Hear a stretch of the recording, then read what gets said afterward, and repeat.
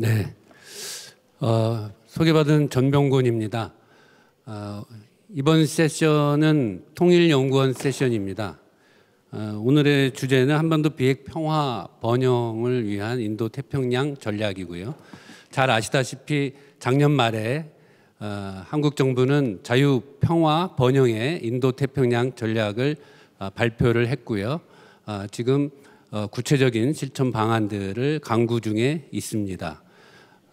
그런 점에서 저희 통일연구원은 한반도의 비핵 평화 번영하고 인도 태평양 전략이 어떻게 상호 조응을 이루면서 갈 수 있을 것인가에 대한 문제의식을 가지고 이번 세션을 마련을 했습니다. 오늘 발표와 토론을 해 주실 분들을 간략하게 소개해 드리겠습니다. 먼저 첫 번째 발표자로 제 옆에 계신데요. 민태은 통일연구원 박사님 모셨습니다. 네. 민태은 박사님께서는 미국 아이오와 대학에서 박사학위를 취득하셨고요. 미국 국내 정치와 대외 전략, 특히 이제 한반도 문제 관련해서 많은 연구와 활동을 하고 계십니다. 두 번째 발표자로 소에야 요시히데 교수님 모셨습니다. 소에야 교수님은 미시건 대학에서 박사학위를 받으셨고요.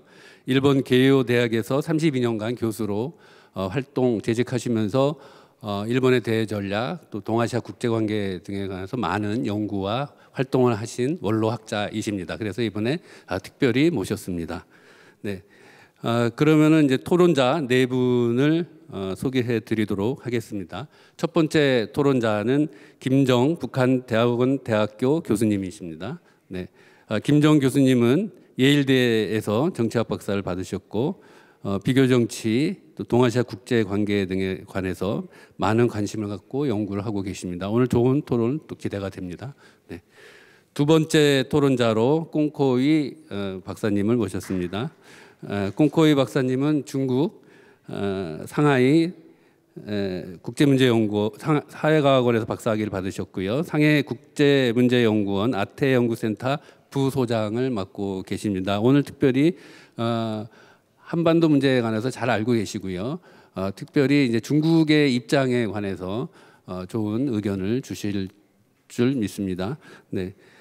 세 번째 토론자 그리고 네 번째 토론자는 저희 통일연구원에서 모셨습니다. 먼저 이기태 저희 평화연구실 실장님이십니다. 네. 일본에서 학위를 하셨고 북일 관계, 한일 관계 등 한반도 문제와 일본의 전략 등에 대해서 많은 연구를 하고 계십니다. 네, 마지막으로 현승수 박사님이십니다. 네, 현 박사님께서는 일본 동경대학에서 학위를 하셨고 주로 러시아 방면 또 동아시아 국제관계 이것에 대해서 많은 연구를 하고 계십니다. 오늘은 이제 러시아의 입장에서 인태 전략에 관한 의견을 주시리라 생각됩니다.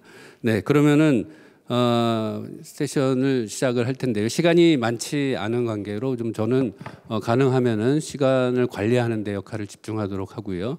발표자 두 분께는 15분 이내에서 발표를 해 주시고요.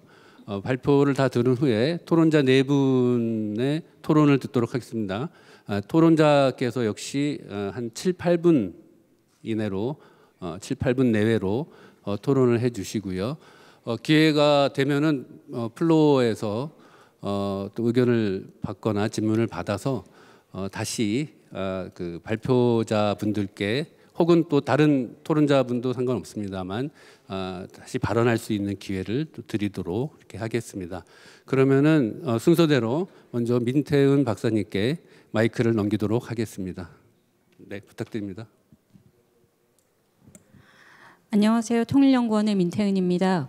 오늘 요즘 우리나라뿐만이 아니라 국제 무대에서 그 많은 정치 전문가뿐만 아니라 정책을 만드시는 분들이 큰 관심을 가지고 있는 인태 전략에 대해서 같이 의견을 나누고 생각을 들을 수 있는 자리에 참석하게 된 것을 매우 큰 영광으로 생각합니다. 제가 오늘 이제 발표할 주제는 바이든 정부의 인도 태평양 전략 그리고 그 한국의 그 인도 태평양 전략과 관련해서 한국이 주변 국가의 관계를 어떻게 가져 나가야 할지 또는 앞으로 어떻게 전개될지에 대해서 발표를 발표를 하려고 하는데요.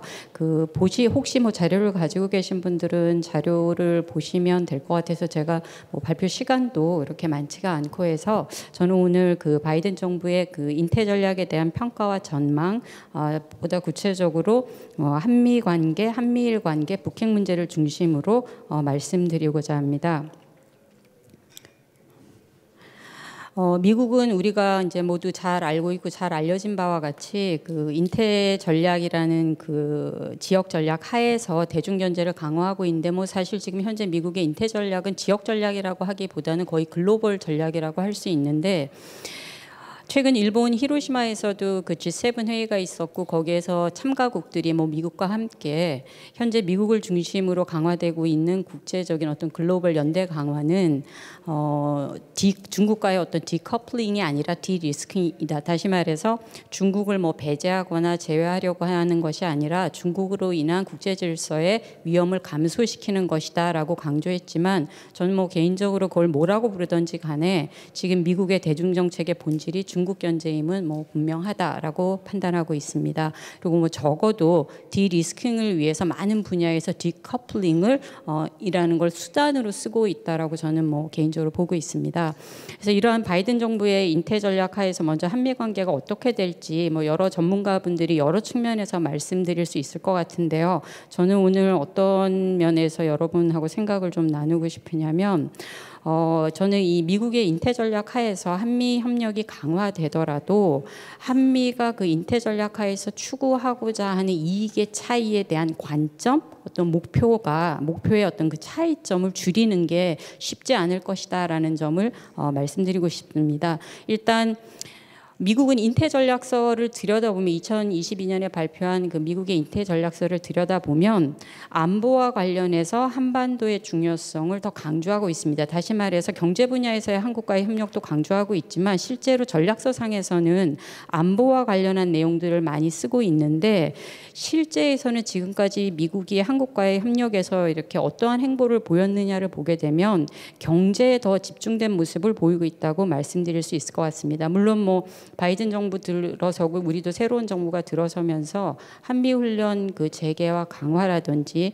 아니면 핵잠수함 상시 전개와 같은 워싱턴 선언 등을 통해서 가시성 있는 군사협력의 모습을 보이고 있지만, 이런 협력의 맞교환으로서 미국은 반도체, 배터리, 전기차 등의 기술 및 관련 시장에서 한국의 협력을 얻고자 하고 있습니다.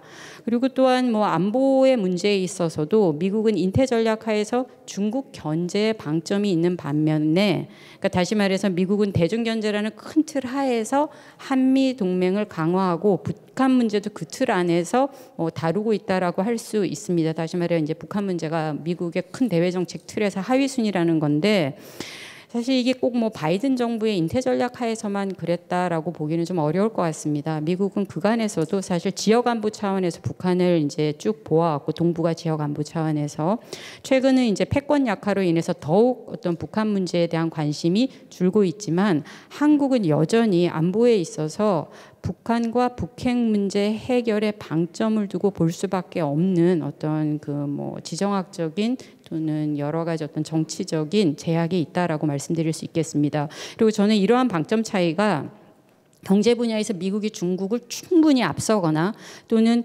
북핵의 본토 타격 가능성이 굉장히 커지거나 또는 현 국제 질서에 어떤 구조적 변화가 생기지 않는 한은 이러한 어떤 방점의 차이는 저는 한미 간에 지속될 것이라고 보고 있습니다. 그래서 다시 말해서 한미 모두 인태 전략 하에서 이익의 공유를 주장하지만 한미 간 이익을 바라보는 방점 차이가 인태 전략으로 인해서 굉장히 줄어들 것이다라고는 좀 그런 데는 좀 한계가 있을 것이다, 이렇게 말씀드릴 수 있을 것 같습니다. 그다음에 또 하나는 이제 우리가 최근 많이 언론에서도 다루어서 많은 분들이 관심을 가지고 보실 텐데, 최근 인태 전략 하에서 한미일 협력이 이제 강화되고 있는 이제 모습이 나타내고 있는데, 저는 이러한 한미일 협력의 안정성, 지속성에 대한 어떤 불안함은 여전히 남아 있다라는 말씀을 드리고 싶습니다. 최근 이제 한일이 관계에 나서면서 미국 입장에서는 영내 인태 전략을 추진하기에 좀 유리한 조건이 조성되고 있다, 이렇게 볼 수 있는데, 한국이 특히 최근 한일 관계 개선에 적극적으로 나선 데는 뭐 여러 가지 이유가 있을 수 있겠습니다만, 우선은 그 미국이 인태 전략에서 일본의 역할을 키움으로써, 즉 일본과의 관계 강화를 계속 추진해 나가고 있기 때문에 한미 관계가 중요한 한국으로서는 미국에게 중요한 일본과 관계 개선에 나설 수밖에 없는 이유가 있고, 또 하나는 미국이 반도체를 중심으로 중국과의 디커플링을 추진하면서 중국 시장이 좁아졌기 때문에 한국으로서는 시장과 무역 상대국으로서 일본과의 관계 개선이 이제 뭐 어떻게 보면 불가피하다, 더욱 중요해졌다, 뭐 이런 이유로 이제 한일 관계 개선에 나섰는데, 저는 이런 면에서는 그 미국의 인태 전략에 기여가 있다라고 판단합니다. 다시 말해서 미국의 인태 전략 추진이 한일 관계의 변화의 어떤 명분 내지는 계기로서 중요한 역할을 했다라고 말씀드릴 수 있을 것 같습니다. 근데 이제 문제는 정작 이 인태 전략 자체가 한일 관계와 관련한 어떤 산재한 문제를 해결하는데 의미 있는 역할을 했다라고 보기는 조금 어렵고, 앞으로도 그런 의미 있는 역할을 하기는 좀 어렵지 않을까, 저는 개인적으로 그렇게 전망합니다. 오히려 저는 그 한일 간 남아있는 여러 문제가 한미일 인태 전략이 지향하는 가치와 규범의 도전 요소로 작용함으로써 인태 전략의 그 신뢰성에 어떤 면에서는 부정적인 영향을 줄 가능성도 있다라고 판단합니다. 뭐 예를 들어서 강제동원 배상 문제라든지 독도 문제라든지 그 한미일 인태 전략이 상정하고 있는 보편적인 가치, 인권, 그다음에 국제법과 같은 규범 준수, 이런 문제에 사실 독도 문제나 배상 문제가 연관이 돼 있고, 뭐 또 다른 문제인 후쿠시마 오염수 문제 같은 경우에도 한미일이 같이 인태 전략하에서 풀고자 하는 글로벌 환경 문제와도 관련돼 있고, 건강 같은 인권 문제와도 관련이 되어 있는 문제들인데, 이들 문제를 그 인태 전략이 그 표방하고 있는 보편적 가치에 기반해서 풀지 않을 경우에 인태 전략의 명분과 인태 전략에 대한 신뢰가 약해질 수 있다. 그 가능성에 대한 어떤 염두를 두고 아마 이제 한미일이 인태 전략을 추진하지 않는다면 인태 전략 자체의 어떤 기반이 약해지는 결과를 낳을 수 있다라고 생각이 듭니다. 특히 무엇보다도 한일 관계의 경우에는 국민의 지지가 양국 협력의 어떤 실효성이라든지 안정성에 지대한 영향을 주는데, 이들 문제를 둘러싼 양국민의 이견이 여전히 있고, 그래서 인태 전략에 기반한 한일 관계 개선이 오히려 인태 전략 자체에 대한 어떤 신뢰 훼손을 가져올 수 있다는 점에서 양국이 좀 고민을 해봐야 되지 않을까라고 생각하고 있습니다. 마지막으로 미국의 인태 전략이 북핵 문제 해결에 크게 도움이 되기 어렵다라는 것, 이거는 뭐 여러 전문가들이 지금까지 꾸준히 지속적으로 지적하고 있는 부분인데, 앞서 말씀드린 어떤 내용의 연장선상에서 미국의 인태 전략 하에서 북한 문제가 후순위인 것과 한미일 협력 강화로 인해서 북핵 문제 해결과 관련해서 중러의 관련 협력과 지지를 얻기 어려운 상황입니다. 다시 말해서 뭐 일각에서는 미국이 중국에 대해서 그 북핵 문제를 푸는데 너무 큰 기대를 갖고 있지 않느냐라고 하는데, 미국은 사실 레토릭상으로는 뭐 중국이 뭔가 해주길 기대하는 것 같지만, 사실은 뭐 중국이 주도적으로 북핵 문제를 해결해 줄 것을 미국이 뭐 기대하고 있지도 않고, 다만 북핵 문제 해결은 그 주변 국가의 여러 어떤 의미에서든지 협력이 필요한데, 그러한 어떤 협력조차도 지금은 얻기가 굉장히 어렵다라는 상황이 굉장히 어렵다라는 말씀을 드릴 수 있을 것 같습니다. 근데 제가 이제 이런 말씀을 드리면 어느 자리든지 가면 저의 이 전망을 바탕으로 해서 현재 우리 정부가 추진하고 있는 한미 협력이 문제가 있다, 이런 식으로 결론을 내시는 분들이 있는데, 제가 말씀드리려고 하는 건 이런 한미 협력 자체가 문제가 있다라는 것을 말씀드리는 것이 아니라, 이런 한미 협력을 하는 데 있어서 좀 생각을 하면서 한미 협력을 해야 된다라는 게 어떻게 보면 제 의견의 어떤 뭐 요지라고 말씀드릴 수 있을 것 같습니다. 저는 개인적으로 미국의 인태 전략 하에서 한미 관계를 강화를 통해서 우리가 어떤 국내 역할을 강화하는 것 자체가 저는 나쁜 선택이라고 생각하지 않습니다. 뭐 좀 더 뭐 말씀을 드리자면, 우리가 미중 사이에서 소위 균형이라는 말로 중간에 서 있는다고 하더라도 중국이 한국을 그대로, 미국이 그렇지 않듯이 중국 역시 한국을 그대로 받아들여 줄 것 같지도 않고, 또는 뭐 부상하는 중국이 미국보다 한국과의 이익 공유를 더 잘할 거라고도 생각하지 않습니다. 그렇기 때문에 저는 뭐 여러 가지 상황을 고려할 때 지금의 선택이 나쁘지는 않은데, 생각하면서 한미 협력 강화를 해야 한다는 말씀을 꼭 드리고 싶습니다. 어떤 면에서 그러냐면, 미국이 스스로가 걱정할 만큼 패권이 지금 약화되고 있는데, 이렇게 패권이 약화되는 미국과 외교를 어떻게 하는 게 맞는지 그 판단을 하기 위해서 미국의 국력 및 외교 변화를 저는 눈여겨봐야 한다라는 말씀 꼭 드리고 싶습니다. 그러니까 좀 더 구체적으로 말씀드리면, 우선 현재 바이든 정부가 자국 우선주의에 기반해서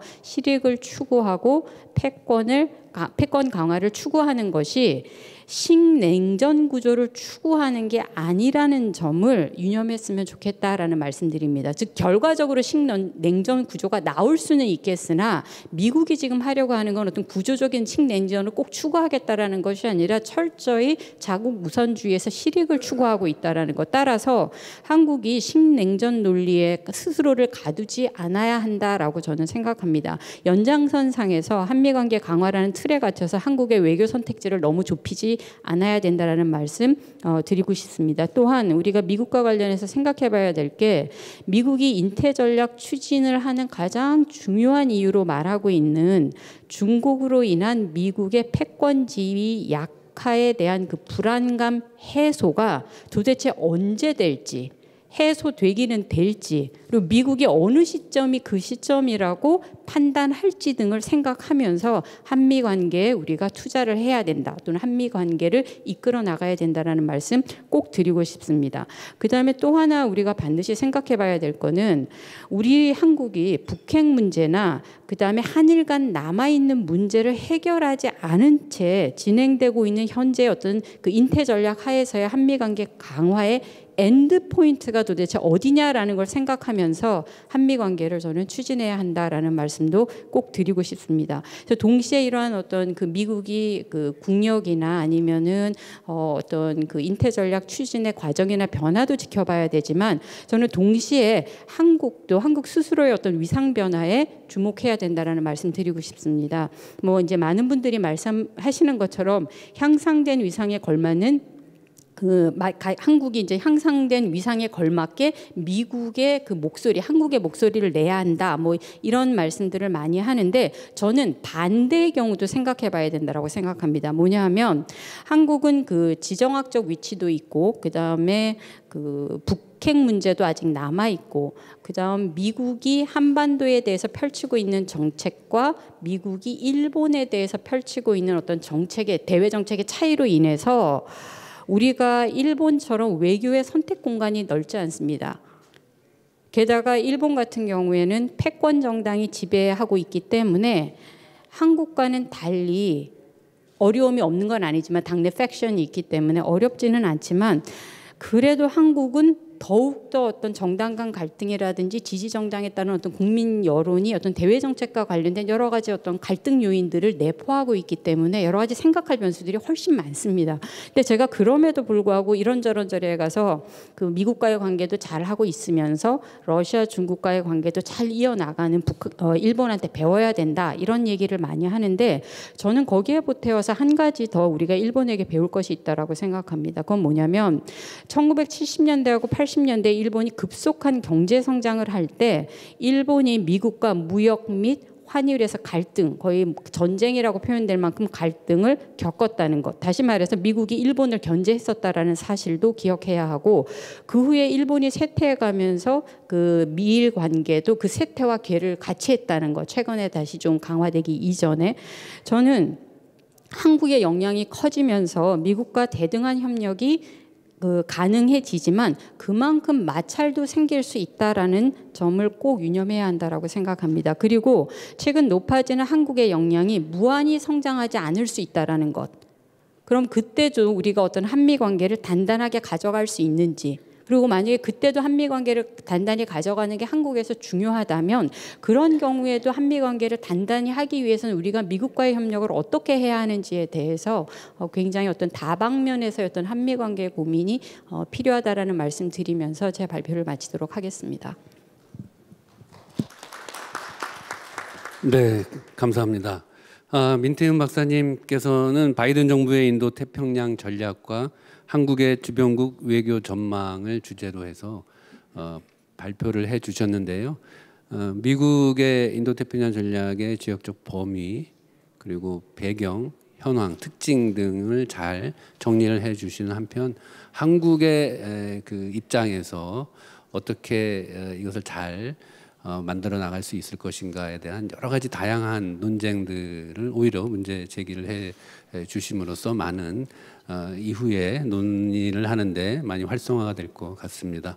네, 그러면은 두 번째 발표자로서 소혜아 교수님께 마이크를 넘기도록 하겠습니다. 네.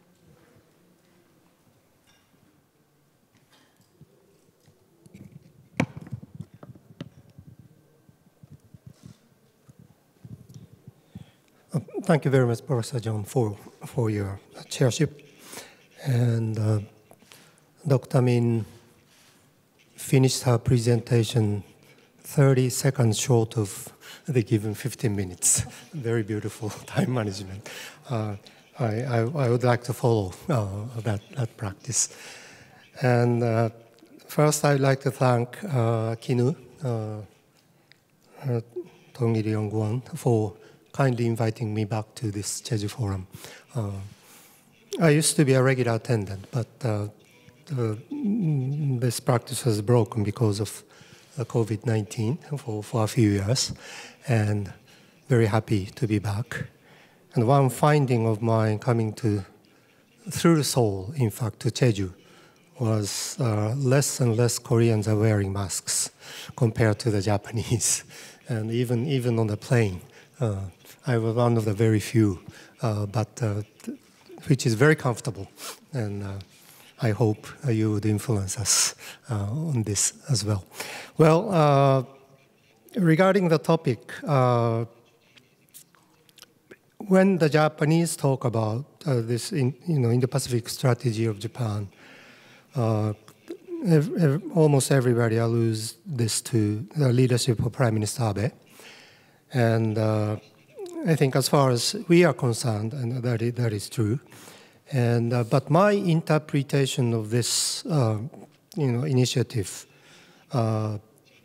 if not in the minds of the leaders necessarily, but as I observe this strategy as an academic, is a little different from the conventional wisdom, and which is what I'm going to present.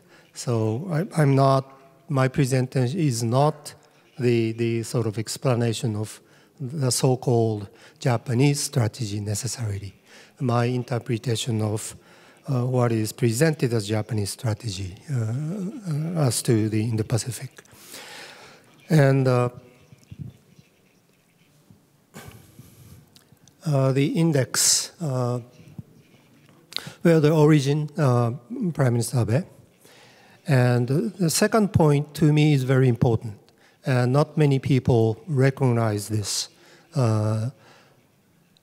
Initially, this process started as a trilateral meeting among Japan, India, Australia, and later US joined. And to me, this process is very important, and which will be reiterated through the presentation as well as in the conclusion. And I would like to get into not very details, but some key points, represented, declared by foreign ministers' meetings as well as leaders' meetings of Quad. And my topic subject is primarily about Quad as the leading institution of this Indo-Pacific initiative. And so key points of the leaders' joint statement. So these are sort of, factual, reconfirmation of factual sort of evolution of this process. as seen from my point of view, of course, as an academic. And in conclusion, I'd like to raise three key dimensions. And as to China, is this initiative exclusive or inclusive as far as Chinese presence is concerned? And initiative, well, I think partly stressed by Dr. Min's presentation, and the US and Japan are somewhat on the forefront of this process. And when people look at Quad, I think consciously or unconsciously, they tend to view it as US-Japan alliance plus India and Australia. But my take is a bit different.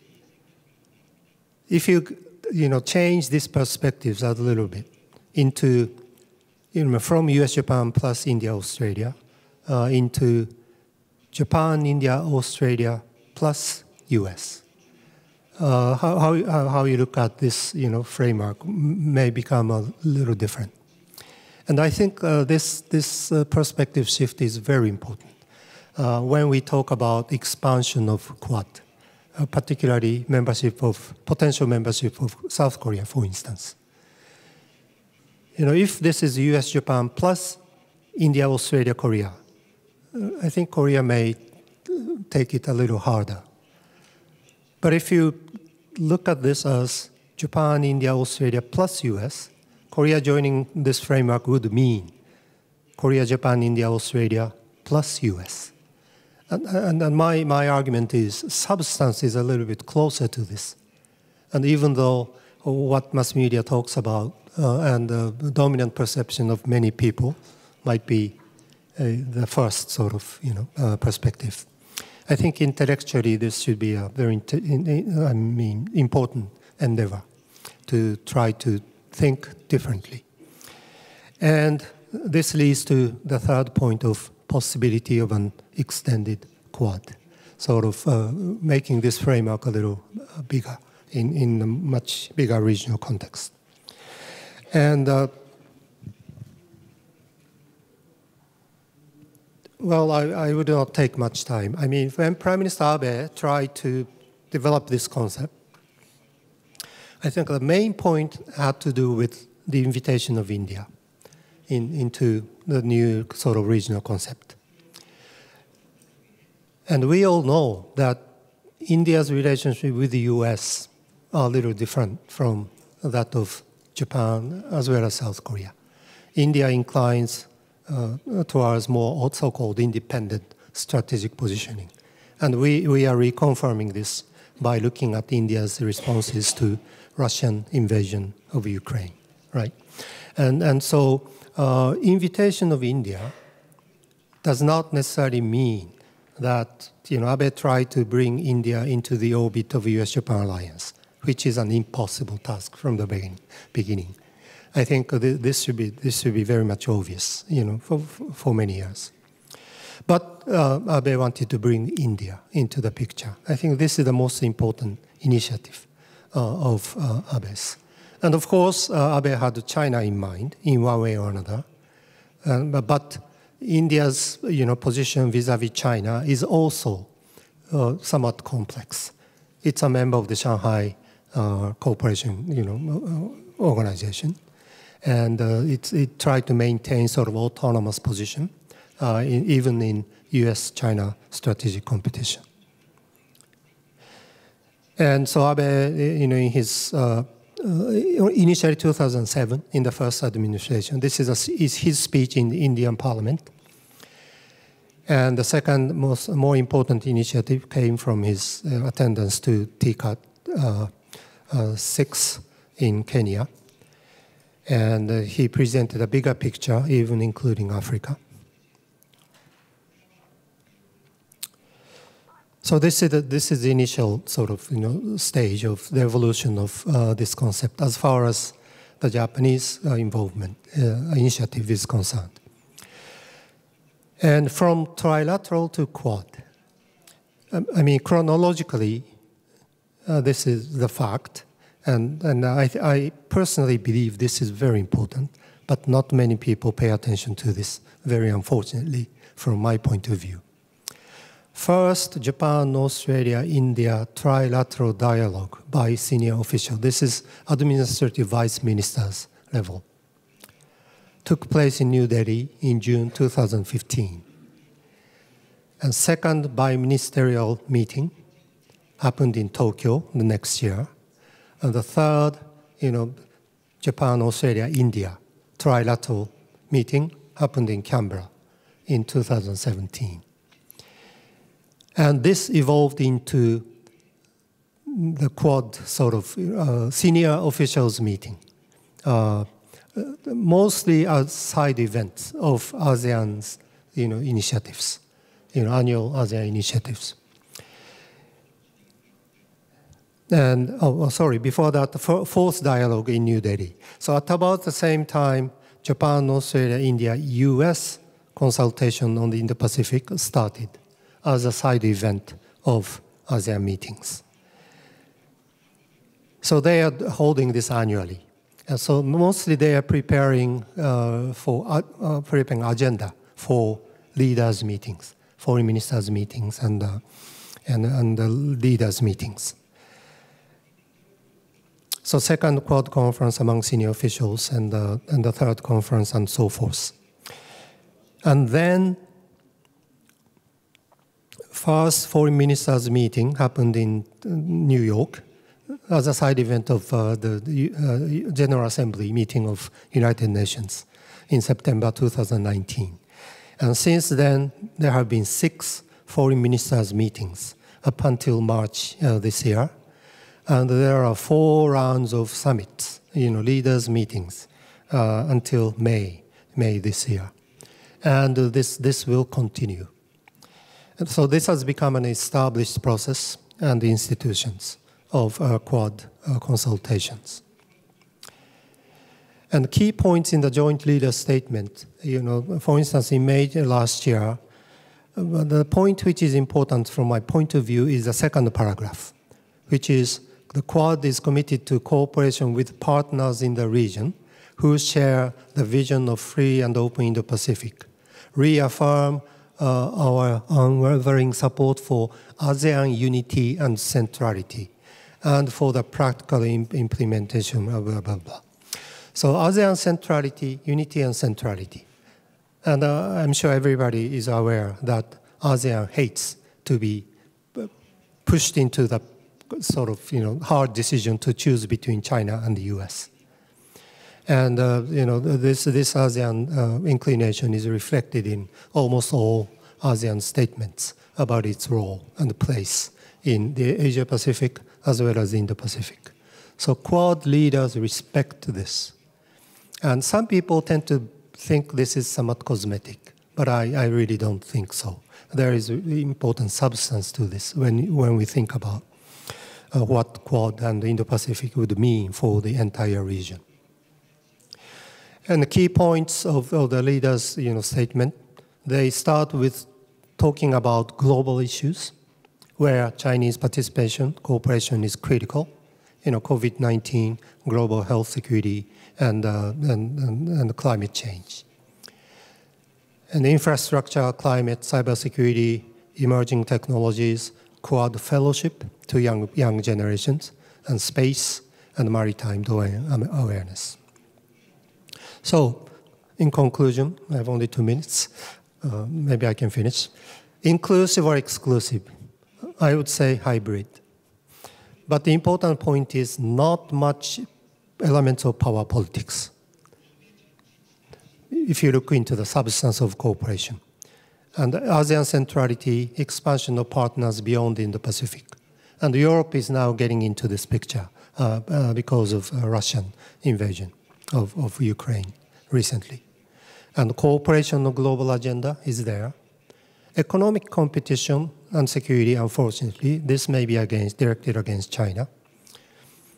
And defending international law and rule-based international order, also this is directed against China, perhaps. But I think this is hybrid. And the initiative, ostensibly, US and Japan have led the process, but substantially, agenda requires, if you may, middle power cooperation among the so-called squeezed middle between the US and China. And my argument, as some of you may be aware, I include Japan in this group as one of the squeezed middle between US and China. That's exactly why Japan-China cooperation is terribly important to make this group of countries function. And possibility of an extended Quad, I think, emerges from this new perspective. Looking at this as Japan, Australia, India plus US. Then Korea can join the first group, and we can approach Europe in this way. So these are my conclusions as to the three key issues, as far as I'm concerned, about Quad, as well as the Indo-Pacific strategy. Okay, 30 seconds left. Great. Thank you very much. 네, 감사드립니다. 소에야 교수님께서는 일본의 인도 태평양 전략을 주제로 말씀을 해주시면서 일본 특유의 그런 그 오래된 구상들을 아주 잘 체계적으로 설명을 해주셨고요. 또 일본인 학자의 아주 독특한 그런 관점을 보게 돼서 저희로서는 많은 시사점을 얻는 게 아닌가 이런 생각이 들었습니다. 그리고 또 두 분 다 시간을 잘 아껴주셔서 혹시 나중에 또 그 기회가 있으시면은 좀 더 발언 기회를 드리도록 하겠습니다. 네, 그러면은 이제 토론 시간으로 들어가겠습니다. 역시 순서대로 김정 교수님께 먼저 부탁을 드리고요. 약 한 7, 8분 정도에서 그 소화를 해주시기를 부탁드리겠습니다. 네. 예, 감사합니다. 뭐 항상 그렇습니다만 민태훈 박사님 굉장히 간결하고 포인트를 집어내는 발표를 해주셔서 토론하기가 항상 개인적으로는 항상 수월한 형태로 발표해 주셔서 너무 감사드리고요. 마찬가지로 소희아 선생님 벌써 뵌지 거의 한 20년 가까이 이제 된 것 같은데요. 그 예전에 미들 파워 일본의 외교 정책과 관련해서 얘기해 주실 때 하고 지금하고 굉장히 일관된 모습으로 말씀해 주셔서 그것도 굉장히 인상적이었습니다. 그래서 뭐 여러 가지 논점들이 당연히 이 주제와 관련해서는 있을 수밖에 없는데 제가 드리고자 하는 얘기는 한국의 지금 윤석열 정부의 정책 선택이 실제 국익으로 실현되기 위해서는 첫 번째 당연히 시간이 걸릴 거고 두 번째는 그것 과정에서 넘어야 될 장애물들이 있다. 이제 이런 관점에서 조금 국제적인 차원에서의 과제들과 훨씬 더 중요하긴 사실은 국내적인 차원에서 넘어야 될 과제들이 무엇인지에 대해서 오늘 발표와 함께 좀 말씀을 좀 드리고자 합니다. 윤석열 정부가 기본적으로 전략적 모호성을 취했던 문재인 정부 시절의 외교정책 기조에서 전략적 명료성으로 이동을 했다. 그 얘기는 현상을 변경하겠다라고 하는 강력한 의지, 그걸 이제 반영해서 이제 움직이기 시작한 거고요. 마찬가지로 한일 관계에 있어서 굉장히 중요한 현상 변경 정책을 한 건데요. 지금까지 어떻게 보면 보수 진보 정권 다 트랜지셔널 저스티스 전환기 정의를 중시했던 관점에서 historical reconciliation 역사적 화해를 중시하는 관점으로 옮겨왔다. 이것도 굉장히 중요한 현상 변경의 시도이고 그 의지의 반영이라고 생각합니다. 이 두 가지를 보면 결국은 지금 이 발표 이제 외교부에서 발표했고 책자로 나왔고 한국의 인태 전략이라고 하는 것도 그 이전의 문정부에서의 신남방 정책으로부터 확실하게 이동을 하겠다는 거죠. 그 얘기는 결과적으로 지금까지 한국 정부가 진보든 보수든 대체적으로 자제해왔던 중국에 대한 견제, 카운터링 차이나라고 하는 것을 전면에 내세우는 것을 주저하지 않겠다 이런 입장인 겁니다. 그러니까 그런 면에서 보면 굉장히 큰 정책적 선택이고 뭐 그 선거를 통해서 국민의 위임을 받은 정권이 외교 정책을 선택하는 것에 대해서는 뭐 큰 이의가 없는데요. 문제는 이제 큰 정책 선택을 하고 현상을 변경했을 때는 반드시 거기에 consequence, 그 후과가 따른다라고 하는 것을 어떻게 소화해낼 거냐라고 하는 게 사실은 이제 윤석열 정부의 남은 4년 동안의 역량을 시험해보는 자리가 될 텐데요. 첫 번째 이제 국제적인 차원에서 보자면 아까 민태훈 박사님도 말씀해 주셨지만 미국이 지금 추진하고 있는 인태 전략의 가장 핵심적인 차원으로서의 카운터링 차이나라고 하는 게 한면으로 보면 민주주의와 권위주의 사이에 대립선을 긋고 그것을 통해서 중국을 어떤 형태로든 견제하겠다라고 하는 건데, 이때 중요한 건 한국 입장에서는 미국이 어떻게 하든지와는 상관없이 과연 어떤 전략적인 목표를 세우고 있느냐라고 하는 걸 분명하게 해야 될 필요가 있다. 저는 어느 시점에서나 마찬가지입니다만 이렇게 불확실성이 국제 질서에서 높아지는 시점에서는 고전적인 교훈을 좀 되새길 필요가 있다. 크라우스비트가 전쟁을 할 때 지도자들이 항상 염두에 둬야 될 것은 전쟁을 통해 과연 성취할 수 있는 목표를 세웠느냐 세우지 않았느냐, 이게 굉장히 중요하다라고 얘기했습니다. 과연 우리 입장에서 어테이너블한 골을 지금 세우고 있느냐라고 하는 걸 첫 번째 좀 물어봐야 될 것 같고요. 만약에 이 목표가 중국이 지금 현재의 현상을 동결시키는 형태, 다시 말하면 중국이 더 이상 어서티브하게 나오지 않는 것을 목표로 한다면 저는 뭐 리즈너블한 선택이라고 생각하는데, 그것을 넘어서서 롤백을 하겠다라고 하는 것, 그리고 미국이 그런 걸 요구한다고 해서 거기에 동참하겠다라고 하는 것은 저는 어테이너블한 골 안에 들어가는 거냐, 이런 걸 좀 고민해 봐야 된다. 그런 의미에서 아까 말씀하신 대로 한국이 좀 숙고된 외교가 필요하다. 미국과의 전략적 목표의 차이를 그런 의미에서 좀 더 명료하게 하고 그 차이를 미국에겐 설득하고 중국에게는 우리가 원하는 것은 이러이러한 것이다라는 걸 분명하게 얘기해주는 커뮤니케이션 능력을 지금 배양할 때이다. 이게 이제 국제적 차원에서 가장 중요한 과제라고 생각하고요. 훨씬 제가 보기에 중요한 건 사실 국내적 과제라고 생각합니다. 한국에서 인태 전략이라고 하는 게 어제자 신문에서 지금 나왔습니다만 중국이 지금 사불 정책이라고 하는 형태로 분명하게 이제 한국에 대해서 일종의 백래시를 시작하게 된 건데요.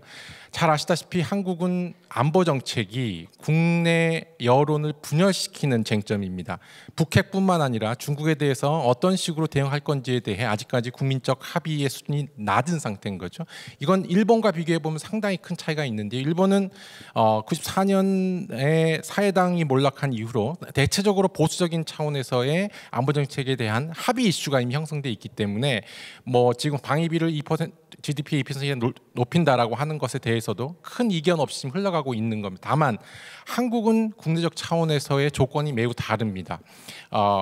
기본적으로 안보 정책은 두 가지 효과, 하나는 웨지 이펙트, 분열 효과가 있을 수 있고, 다른 하나는 rally round the flag effect, 단합 효과가 있을 수 있는데, 북핵 문제나 대중국 경제 문제는 아직까지 한국에서는 단합 효과를 내기보다는 분열 효과를 낼 가능성이 높기 때문에 이 문제를 국내적 반발을 고려하지 않고 계속 밀어붙인다라고 했을 때는 과연 국내적 지지 기반을 안보 정책의 현상 변경에 대해 확보할 수 있을지라고 하는 이 다른 차원에서의 국내 정치적 역량의 문제가 윤석열 정부에게 남아 있다고 생각이 듭니다. 그래서 그런 차원에서 뭐 지금까지의 상황은 큰 정책 변경을 했다, 선택을 했다, 이런 건 좀 저는 평가할 필요가 있겠다고 생각합니다만, 앞으로 남은 4년 동안 특히나 총선이 이제 걸려 있고, 이 과정에서 과연 지금까지 펼쳐놓은 굉장히 큰 현상 변경과 관련해서 어떤 식으로 국내적 합의를 구축해 나갈 것인지, 이것에 대한 좀 깊은 고민이 필요한 시점이 됐고, 그것에 대한 역량을 기를 수 있는지 없는지가 윤석열 정부에게 남은 가장 큰 도전 과제라고 생각이 듭니다. 예, 저는 여기서 마치겠습니다. 네, 좋은 의견 감사드리고요. 특히 국내적 과제라는 부분은 꽤 고려해야 될 측면이 있는 것 같습니다. 네, 바로 이어서 꽁코이 박사님께 마이크를 넘기도록 하겠습니다. Thanks, Chairman. My name is Gong Keyu. I'm from Shanghai Institute for International Studies. Now I'm in Sejong Institute for 1 year as a visiting scholar. I'm very glad to be here. Thanks to KIMU to invite me here. It's not only the topic is very interesting and important, but also for me to meet old friends face to face after 3 years. It is quite important for us, I think. The conference online is it's not enough. So I think that the Jeju Forum gives us this Plan 4 that is very, very important. Thanks to the two speakers, I already learned quite a lot. And now I want to say a few words of my personal view from China's side. It's including two parts. One is about China's view about Indo-Pacific structure, and also how about South Korea's Indo-Pacific structure. First of all, now, as we all know, now more and more countries have their own Indo-Pacific structure. United States, Japan, South Korea, Australia, and Canada, ASEAN country, and even some European country like United Kingdom, France, and Germany. But the problem is that you can find that China, we doesn't have our own Indo-Pacific structure. We are still used and often quite use Asia-Pacific instead of Indo-Pacific. And also, we don't think that United States, Japan, and even South Korea, your policy is including China. And on the other hand, for us, we think it's deal with China. Always said maybe it's anti-China. So in our mind, now the US government, we mean that the Biden's administration now use several tools to deal with China. In all, it can be, say, the 4 key words. The first word is the alliance. That means you can find that it's not including Japan, South Korea, Philippines, and now even Taiwan, to just like the first line chain. And the second keyword is partners. We can find a lot of multilateral organizations or mechanisms. We said 3, 4, 5, 7, 10. 3 means AUKUS, 4 means Quad, 5 means Five Eyes, 7 means G7, and D10 means now the summit of diplomacy. And also the third is about the structure. Now the name is Indo-Pacific structure. And now the structure is also including the ASEAN countries and even the European countries. And the fourth keyword is value. The value of democracy and freedom, and it looks like that the other countries all share the same values. But the problem is that it's not including China, North Korea, and Russia. It means that the whole world is that to be championed. And secondly, about the South Korea's Indo-Pacific structure. And South Korea, I think South Korea now is a key player in this regional, and also developed your own structure last year. But the problem is that for China, as we think that when you announced this concept last year, that means you choose United States instead of China. You choose Indo-Pacific instead of Asia-Pacific. That means, now for us, we think that South Korea maybe already break away from the balanced diplomacy.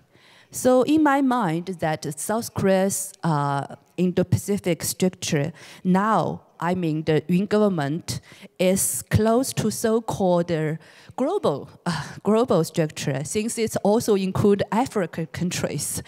And it's just like a big basket. It can put anything inside. But the problem is that for the South Korea, I think that the Indo-Pacific structure is never an easy challenges given the geopolitical surrounding of the South Korea.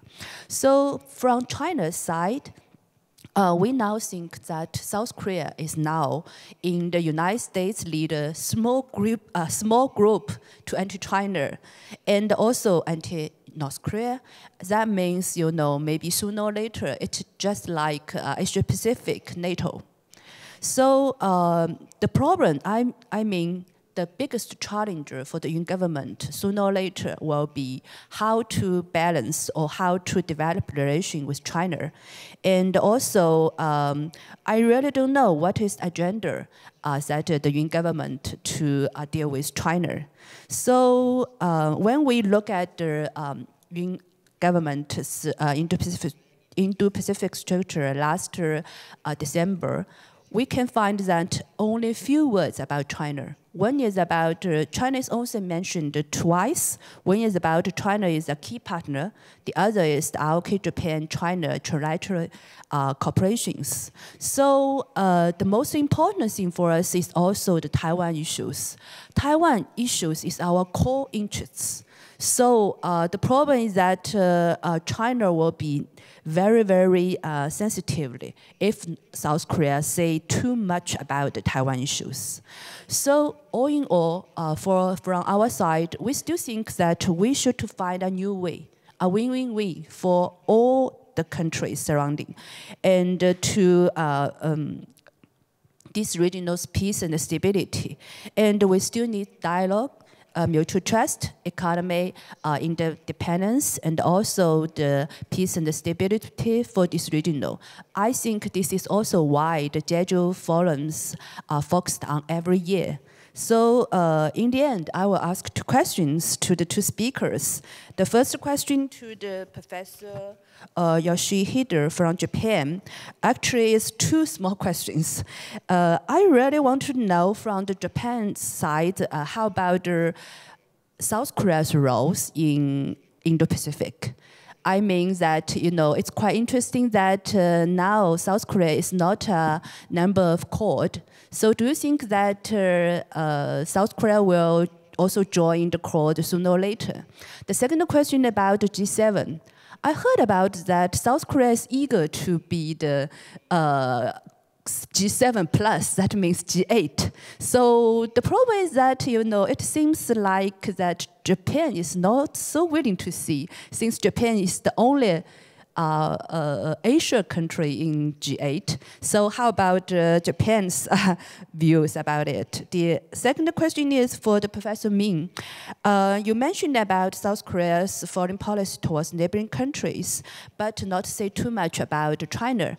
And you also mentioned about decoupling and the de-risking. So can you say few words about how can South Korea and China can cooperation in the near futures if it seems look like that South Korea is now just on the side of the United States? Thank you. 네, 감사드립니다. 꽁커위 교수님께서는 인태 전략에 대한 중국의 입장을 잘 설명해 주셨고요. 한국의 인태 전략을 추진하는 데 있어서 역시 또 해결해야 될 중요한 과제가 아닌가 이런 생각을 했습니다. 아울러서 두 분께 또 질문도 같이 해 주셨습니다. 나중에 시간 되면은 두 분의 답변을 듣도록 하겠습니다. 네, 그러면은 이기태 실장님께 마이크를 넘기도록 하겠습니다. 네. 네, 전병곤 사회자님 감사드립니다. 저는 주로 소야 교수님 의견에 대해서 좀 코멘트를 하고 좀 질문을 드리도록 하겠습니다. 사실 오늘 들으면서 가장 와닿았던 내용은 이제 쿼드라고 하는 입장에서 우리가 보통 생각하기에는 미일 중심이었다. 그런데 그것과는 조금은 다른 일본이 인도 호주와 시작을 했고 이후에 미국이 참여한 형태라고 하는 점이 어떻게 보면 한국 사회에 주는 시사점이 많을 것이라고 생각을 합니다. 저희가 이번에 한일 관계 개선 그리고 한미 정상회담 그리고 G7 정상회의를 거치면서 그리고 작년에 우리가 인도태평양 전략을 발표하였는데요. 그러한 가운데 항상 이제 질문을 받는 것이 한미일 삼각협력 그리고 한국과 미국과 일본의 인도태평양 전략 속에서 이것이 대중국 견제가 아니냐. 그리고 거기에 대해서 중국이 상당히 우려하고 있다 이런 얘기들을 많이 하고 있습니다. 그러면 저는 보통은 이제 그렇지는 않다라고 얘기를 했는데 오늘 아마 소혜 교수님하고 비슷한 생각을 갖고 있는데요. 오늘 말씀하신 그러한 일본이 사실 미국하고 중심이 돼서 했다면 분명한 중국 견제의 의미가 강할 것이라고 생각을 합니다만 오늘도 말씀하셨지만 일본이 어떠한 호주나 인도와의 협력 속에서 그리고 미국이 참여한 형태가 된 그 순서에서 차이가 역시 어떻게 보면 뭐 강력한 대중 견제의 의미는 없지 않나 이런 생각도 들게 되었습니다. 이러한 가운데 우리 한국에 주는 시사점이 뭔가 하면 사실 최근에 논의가 되고 있는 것이 그 신쿼드라고 하는 이제 아직 정례화된 단어는 아닙니다만 한국과 일본과 캐나다, 미국 간의 새로운 쿼드에 대한 내용도 나오고 있습니다. 근데 이것도 보면은 제가 보면은 캐나다하고 일본 간에는 이미 상당히 진전이 되어 있습니다. 액션 플랜까지도 이미 나와 있고요. 올해 그리고 인도태평양전에서 캐나다 측에 충분히 설명을 하고 있고요. 그런 걸 봤을 때 아마 비슷한 수준으로 가지 않을까. 일본이 캐나다 그리고 한국하고의 어떤 협력 방안 속에서 추후에 이제 미국이 참여한 형태 또 새로운 쿼드도 생각하고 있지 않나 이런 생각도 하게 되었습니다. 그렇게 본다면 최근에 일본 외교의 하나의 특징이라고 볼 수 있을 것 같습니다. 저는 일본 외교가 물론 강대국 외교를 지향하는 건 아니라고 생각을 하는데요. 보다 외교 공간을 넓혀나가는 예전보다는 적극적이고 어떻게 보면 좀 전략적인 그런 외교를 펼치고 있지 않나 이런 생각이 들고 있습니다. 즉 다양한 다자주의를 과거에는 사실 일본이 양자 외교에 강하고 다자 외교에 대해서는 그다지 강하지 않다라는 이런 의견들이 있었는데요. 일본이 최근에 이러한 형태, 오늘 소야 교수님께서 말씀하신 대로 이러한 미국이라고 하는 강대국 중심의 정치보다는 다양한 국가들과의 협력을 통한 어떤 전략적인 외교를 펼치고 있지 않나 이런 것이 오늘 좀 제가 생각하고 있고 이것이 한국에게 주는 시사점이 상당히 많다라고 생각을 합니다. 사실 이번 G7 정상회의에서도 보면 저는 일본이 참 용어를 잘 만든다고 생각하는데 그런 단어가 있더라고요. 법의 지배에 기반한 자유롭고 열린 국제 질서라고 하는 표현이 나왔습니다. 즉 법의 지배에 기반한이라고 한다면 저는 어느 정도는 중국에 대한 메시지가 있다라고 생각을 합니다. 근데 한편으로 보면 자유롭고 열린이라고 하는 국제 질서는 어떤 면에서는 중국을 배려한 그런 것이 있지 않나 이렇게 생각을 합니다. 그래서 우리가 항상 한일 관계 개선을 할 때 이것이 결국에는 중국을 배제하는 형태로 갈 것이다라고 보고 있지만 결국은 그렇지 않을 것이다라고 생각을 하고 있습니다.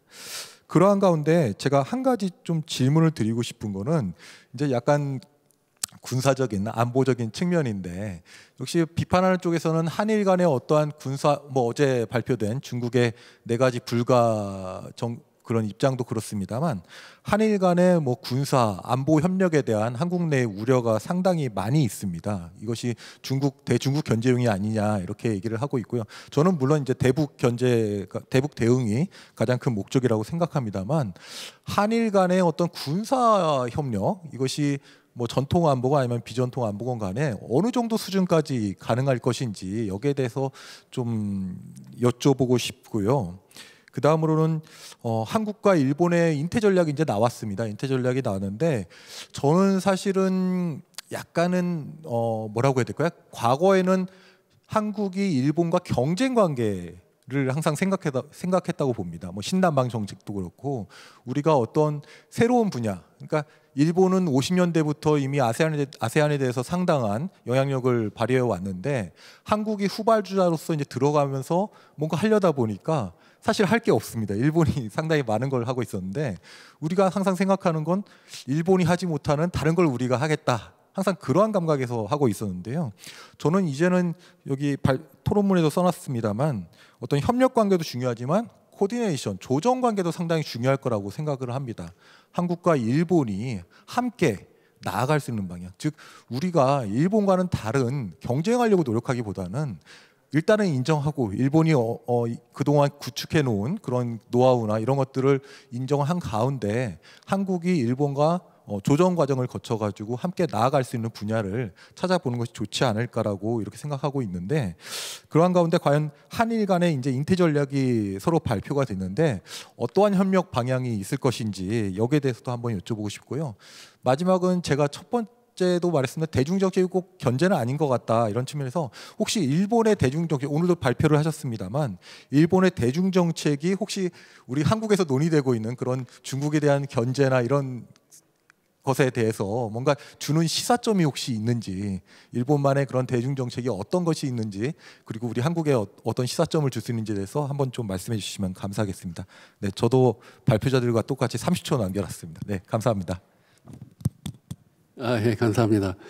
혹시 이기태 실장님께 뭐 그 질문이 있다든가 그럴 경우에는 기회를 드리도록 하겠습니다. 30초 시간 사용하실 수 있도록요.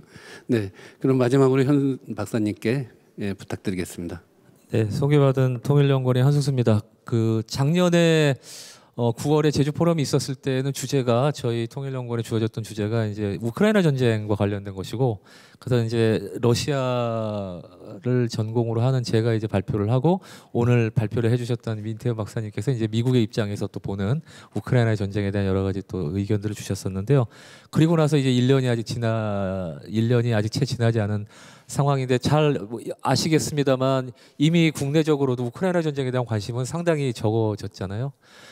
더구나 우크라이나 전쟁에 대한 관심이 적어진 것만큼이나 러시아에 대한 관심도 정부 차원에서도 민간 차원에서도 상당히 적어졌습니다. 그래서 과거에는 뭐 러시아가 우리한테 썩 친근한 존재는 아니었습니다만, 그러나 그래도 4강의 하나로서 한국의 정책, 외교 정책이나 안보 정책을 이야기할 때 꼭 러시아가 들어갔었습니다만, 벌써 이미 올해 들어와서 상당히 많은 러시아가 배제되는 상황들을 저는 목도를 하고 있습니다. 이것이 좋다 싫다라고 하는 이제 가치 판단은 하지 않겠습니다만, 저는 인도태평양 전략과 관련해서 러시아의 입장이 중요한 게 아니죠. 그 미국이나 일본 그리고 우리나라의 인도태평양에도 러시아에 대한 언급은 없습니다. 그만큼 러시아가 인도태평양과 무관하다고 생각하는 경향도 있고, 또 러시아가 인도태평양에 대해서 어떤 전략적 함의를 가진 정책을 전개할 거라고 생각하지 않는다라는 것이요. 이거 더 나아가서 얘기하면 러시아는 인도태평양과는 무관하다고 생각한다라는 것인데, 과연 그런지에 대해서는 저희가 생각을 해봐야 될 것 같습니다. 왜 그러냐 하면, 중요한 것은 많은 분들이 인정을 할 것이라고 생각합니다만, 상황이 러시아에게 불리하게 돌아가고 또 미국이 중국과 러시아를 공동의 적으로 놓고 외교정책과 안보정책을 개진하게 되면, 이것은 결과적으로 중국과 러시아를 계속 밀착시키는 상황으로 되는 거죠. 그러한 것들을 저희는 많이 봐왔습니다만, 앞으로 저희는 그러한 상황들을 더 많이 볼 가능성이 있다. 이것이 한반도에 주는 함이라는 것은 결코 적지 않다고 저는 생각합니다. 러시아가 인도태평양과 무슨 관계냐라고 이야기하는 것이 아니라, 러시아가 힘 빠진 서방과의 관계가 단절되고 서방으로부터 배제당하고, 그리고 국제적으로 상당히 왕따가 되는 러시아가 선택할 수 있는 전략적 선택지의 가장 큰 것은 바로 중국에 붙는 것인데, 이미 과거에 러시아는 중국의 어떤 하부 파트너로서 인정받지 않으려고 부단히 노력했었습니다. 사실은 그것이 푸틴 대통령이 이 극동지역을 개발을 한다라든지, 또는 푸틴 러시아가 아시아 태평양 국가의 일원으로서 뭔가 역할을 하기 위해서 노력했던 그러한 외교적인 여러 가지 성과들 또는 노력들이 결국에는 중국의 하위 파트너가 되지 않고 러시아가 독자적인 외교안보 전략을 전 세계적으로 인정받기 위한 그러한 하나의 외교적 몸부림이었었습니다. 그런데 이것이 이제 누구의 책임이든 간에, 미국의 책임이든 간에, 러시아의 책임이든 간에, 우크라이나 전쟁 이후에 이미 러시아는 상당히 많은 부분에서 중국의 하위 파트너로 지금 전락을 하고 있는 상황이었고, 이것에 대해서는 러시아의 학자들이나 러시아에서도 사실 인정할 수밖에 없는 지금 그런 상황까지 와 있다는 것입니다. 이것이 이러한 현상의 변화가 한반도에 주는 함의는 어떤 식으로 나올 것인지 저는 앞으로 조금 저희가 예의주시를 해야 된다고 보는데, 마지막으로 한국의 어떤 외교 안보 정책과 관련해서 한 가지 인도태평양과 관련된 제안을 드리자고 한다면, 저희는 물론 인도태평양 전략이 우리의 국익과 또는 우리의 안보적 이익을 위해서 저희가 할 수 있는 모든 것들을 해야 될 것입니다. 그것은 정권이 바뀌든 안 바뀌든. 그러나 중요한 것은 인도태평양에 너무 많은 것들을 방점을 두다 보면 유라시아 지역에서 어떤 일이 벌어지는지에 대해서 너무 무관심해질 수 있다는 거죠. 근데 이것은 단순히 유라시아에서 중국과 러시아가 밀착을 하고 이것이 한반도에 어떤 위협 요인이 되느냐를 넘어서, 예를 들면 경제적인 측면에서도 그동안 우리가 하고 싶어도 못했던 북한의 경제 개발 같은 것들을 중국이 주도하고 러시아가 땅을 내주면서 북한을 견인하는 그러한 삼자 구도가 만들어질 수 있다라는 것입니다. 이것은 한반도에 주는 이 함의가 적지 않을 거라고 생각을 하는데요. 그렇다고 한다면 마지막으로 지금 아까 김정 교수님께서 그런 언급을 해주셨었습니다만 그 소위 말하는 민주주의의 딜레마가 있지 않습니까? 4년 5년에 한 번씩 정권이 바뀔 수 있는 것이고 우리도 지금 사실은 그 러시아라든지 중국의 학자들의 글을 보면 한국의 인도태평양 전략이나 미국의 전략조차도 예를 들어 내년에 미국의 대선 국면에서 모르지 않습니까? 트럼프 대통령이 다시 대통령으로 당선되는 경우도 있을 수 있는 것이고 그렇다고 한다면 지금 바이든 행정부에서 추진되고 있는 인도태평양 전략의 많은 부분이 아마 변화가 있을 것인데 한국도 결코 그렇지 않다라고 방심할 수는 없는 것이죠. 이러한 것들을 중국이나 러시아의 정책 결정자들이라든지 연구자들이 예의주시를 하고 있다는 것이죠. 그래서 한국이 예를 들면 지금은 어떻게 보면은 과도한 친미적 방향으로 가면서 반중 정서가 지배적인 어떤 한국의 인도태평양 전략과 그 주변의 정책들이 예를 들어 3년 후 4년 후에 어떻게 변동될 가능성에 대해서는 충분히 가능하다라고 러시아라든지 중국의 유라시아 국가의 그 정책 결정자들과 학자들이 지적을 하고 예의주시하고 있다라는 것이죠. 이것이 주는 그 민주주의의 딜레마는 상당히 크다라고 봅니다. 저는 이러한 것들까지 고려된 상황 속에서의 우리의 인도태평양 전략 앞으로 단순히 3년 후에 4년 후까지밖에 갈 수밖에 없는 그러한 어떤 단기적인 의미에서의 당장의 어떤 지금 눈에 보이는 현상의 얽매인 그러한 정책들을 과거의 우리 정부의 외교 정책에 보면은 이름은 거창하지만 사실은 이렇다 할 어떤 국제적 성과나 외교적 성과를 내지 못했던 그런 많은 이니셔티브들이 있지 않았습니까? 성과도 물론 있었지만 그런 것들처럼 이 지금 한국의 인도태평양 전략이라는 것이 과연 우리의 대한민국의 미래 또는 한반도의 미래에 어떤 영향을 줄 것인지를 정말 인도태평양만 들여다보면 안 되라는 거죠. 유라시아에서 무슨 일이 벌어지고 있는지까지 시야에 넣은 상태에서의 우리의 인도태평양 전략이 앞으로 치밀하게 준비돼야 되고 그러려면 너무 많은 것들이 계산돼야 되고 그러한 것들이 저희의 정책의 앞으로 방향에 반영이 돼야 된다라고 봅니다. 저는 여기까지 말씀을 드리도록 하겠습니다. 감사합니다. 네, 감사드립니다. 정책의 일관성, 러시아 입장과 함께 정책의 일관성 문제도 제기해 주셨습니다. 네, 이것으로서 오늘 이제 그 발표와 사인의 토론을 마쳤는데 혹시 플로어에서 관련해서 코멘트나 또 질문이 있으시면은 좀 얘기해 주시기 바랍니다. 네, 저기 마이크 좀 전달해 주세요. 자기 소개해 주시고 의견 말씀해 주세요. 네, 저는 통일연구원 부연구원 이용재라고 합니다. 그 민태원 박사님과 이제 소혜아 교수님 발표 굉장히 훌륭한 발표 잘 들었습니다. 전 두 분의 교수님과 이제 박사님에게 이제 같은 질문을 드리겠습니다.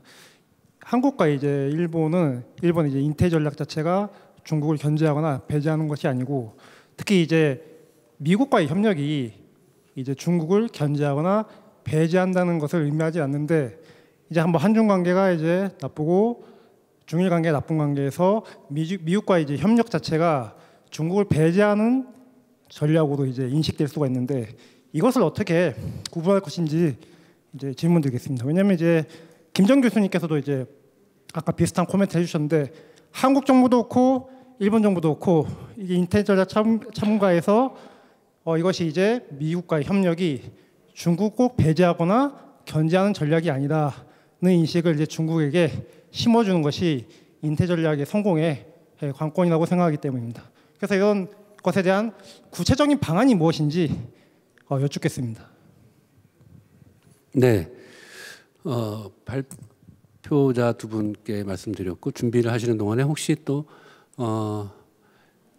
질문이나 코멘트 하실 분이 있으시면은 손을 들어서 표시해 주시기 바랍니다.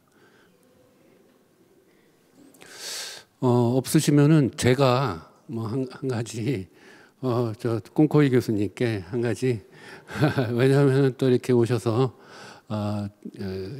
쉽지 않은 기회인데 마침 또 오늘 그 북한이 오전에 정찰 위성을 발사를 했습니다. 실패는 했습니다만 이것에 대해서 미국이 분명히 이제 그 대북 제재 위반이기 때문에 강력하게 아마 할 것 같고, 또 한미 이걸 또 뭐 기회로 혹은 뭐 계기로 한미일의 협력이, 안보 협력이 더 강화돼서 북핵 문제나 북한의 위협을 억제하는 그런 측면이 더 강화될 것으로 이렇게 예측이 되는데, 중국 어쨌든 유엔 안보리 상임이사국으로서 중국의 당국자는 아니시지만 중국의 그 학자로서 중국이 어떻게 유엔에서의 행보를 이어나갈 것이며 앞으로 또 한미일 삼국 협력의 강화에 대해서 중국은 어떻게 하고 한중 간의 아까 협력도 말씀해 주셨는데 그런 맥락에서 한중 간에는 어떤 협력적인 공간을 좀 찾아볼 수 있을 것인가에 대한 의견을 주시면은 감사드리겠습니다. 네, 그러면은 시간이 지금 뭐 많지는 않습니다만 10분 정도 남았습니다만 의견을 주신 것도 있고 또 그 질문을 주신 것도 있어서 두 분 발표자분들께 발제를 하시면서 못다 하신 말 있으시면 이번 기회에 또 좀 하시고요. 답변을 해 주시기를 부탁드리겠습니다. 한 3, 4분 정도, 많은 시간을 못 드리고요. 네, 부탁드립니다. 네.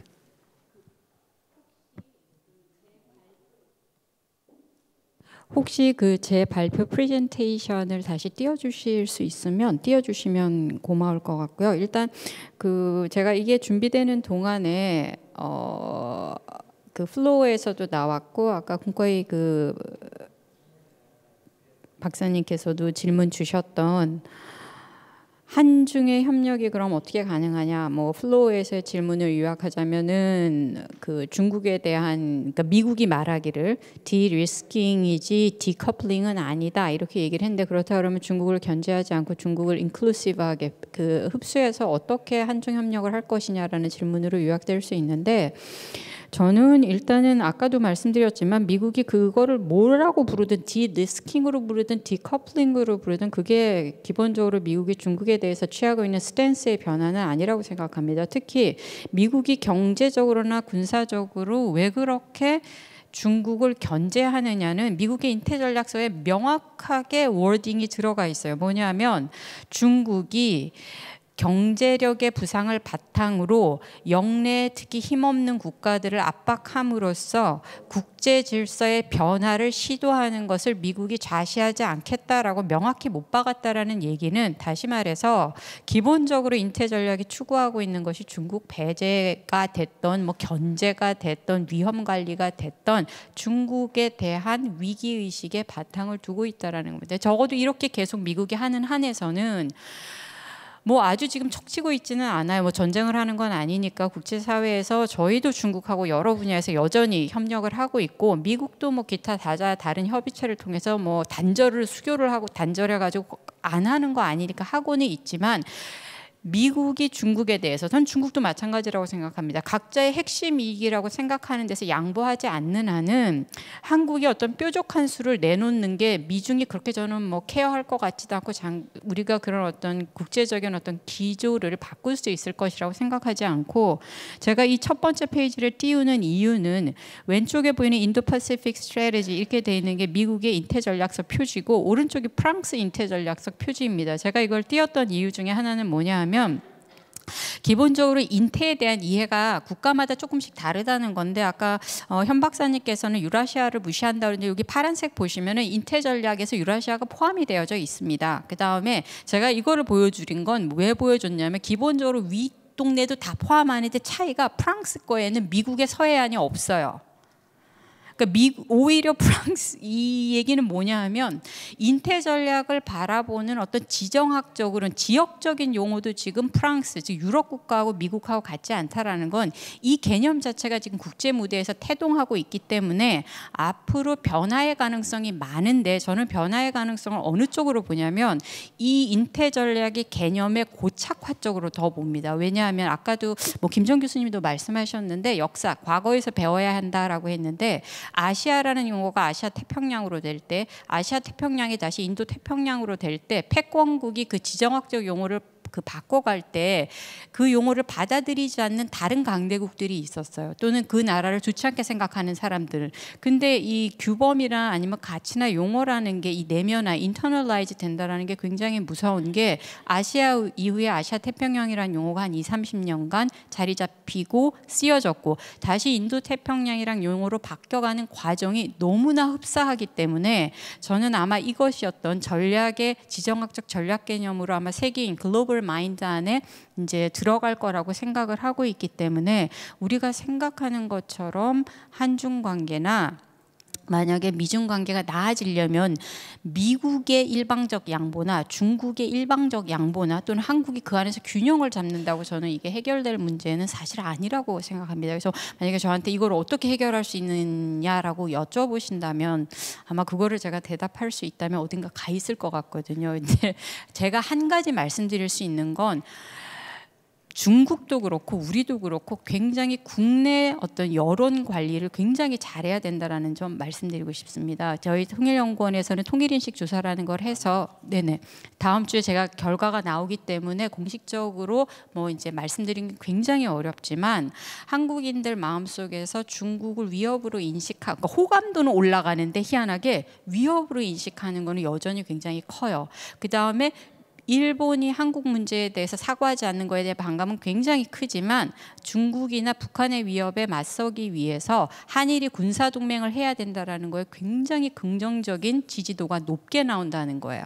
그러니까 우리나라 사람들이 중국이나 일본을 바라보는 게 정치인들이 바라보는 것처럼 단선적이고 단순치 않다라는 점을 말씀드리고 그렇기 때문에 적어도 국내적으로 양국을 바라보는 어떤 국민들의 마인드를 좀 이렇게 너무 이렇게 서로 갈라서지 않도록 어떤 그 메시지를 관리하는 일 정도는 최소한 중국이나 일본이나 한국이나 미국이 할 수 있지 않을까 이런 말씀드리면서 제 발표를 마치도록 하겠습니다. 네, 소혜아 교수님께 부탁드리겠습니다. 네. Yes, thank you. There are quite a few important questions, but I'd like to wrap them around from two perspectives. Well, how to convey the substance, reality of our cooperation to China. Of course, in reality, it's not easy. China would not believe us anyway. But we have to be consistent and persistent. But one condition for that is we have to have a clear concept. You know, if we have so many complicated ideas, I mean, nobody would believe what is really the case. So from that point of view, I would like to stress 2 points. And one is about the so-called middle power cooperation among the countries sandwiched between U.S. and China. I think this concept should be very important in thinking about cooperation between Japan and South Korea. For instance, to invite South Korea in. And there was a question as to Korea's membership in, or Korea's relations to Quad. This is the point that I stressed. If you look at Quad as, Australia, Japan, India, plus US, I mean, Korea can join this middle power grouping. And in one of the recent English articles of mine, I introduced a new concept of middle power Quad. That is Australia, Japan, India, South Korea. And if this cooperation evolves into a real substance, then the entire picture of regional order may change. And this has to do with the point made by Professor Hyun. I mean, if Trump comes back, I mean, to what extent we can trust U.S. For many years to come. Americans don't trust America itself. Many Americans, and so. If we put all the eggs to the U.S. basket, of course, it would mean loss of our, autonomy or whatever. And so one condition is cooperation among ourselves has to be strengthened. And from that point of view, we look at the U.S. together. And also equally, we look at China together, from this group. And this is my concept of sort of middle power cooperation. And second point, the role of Japan. I think there is over-expectation of military role of Japan in South Korea and other parts. Japan cannot play much as far as military dimension of where regional role is concerned. Even to Ukraine, we cannot provide lethal weapons or bullets. We can only provide some more civilian type of facilities to Ukraine because of our self-restriction. And we cannot engage in actual military combat, with regional countries. And this explains the nature of trilateralism among US, Japan, South Korea. I mean, to expect some kind of military cooperation between South Korea and Japan, no, not at all. But communication should be smooth, and the political cooperation should be there. And Americans, in one of the conferences that I attended, he said, if this trilateralism doesn't function, US has to say the same thing to Japan and Korea separately. But now we can say just once to both of them. I mean, that's the importance of trilateral cooperation for the US. US military strategy, I mean, US forces in Japan and US forces in South Korea are the unit, if you look at this from American point of view. They are part of the entire strategy. So Japan and South Korea not working together is a huge loss, of potentials. But US, Japan, South Korea, I think mostly would mean a lot as far as North Korea is concerned. But when it comes to China, not much, I don't think. Japan, South Korea cooperating US strategy vis-a-vis China, can you imagine that? In the distant future, I don't know, but not anytime soon. And so there is some over-expectation of the sort of military role of Japan when you think about this. And if you think about it more realistically, I think there should be a way ahead, which is not terribly threatening to China. And middle power cooperation is not threatening to China, right? And so we continue to try our best to come up with this concept and persistent on this, vis-a-vis China and other people. That is my personal thinking. 네, 감사드리고 시간이 조금 오버됐지만 그래도 마지막으로 짧게 한 2, 3분 정도 시간을 드리고 답변을 부탁드리겠습니다. 네. Okay, thanks for all the questions. Time is so limited. I think that we still need another whole day seminars to discussion about North Korea. Frankly speaking, that for China, I think now the red line, the deadline is the 7th nuclear test, but not the missiles. So China, in our mind, is that we already try our best to sanction, and also we think that it's no use to deal with North Korea. Since we think that the key, the resolve the North Korean nuclear issues problem, the key is on the North Korea side and also on the United States side. It's not on the China side. And we think that if China do something more, that means the normal peoples, the North Korean normal peoples will suffer quite a lot. But the leaders in North Korea, they still can survive. So the problem is that, we think that for China, our policy is very, very clearly that we should to know what is North Korea's concerns. What is North Korea's really think about it, and why North Korea will hold nuclear weapons?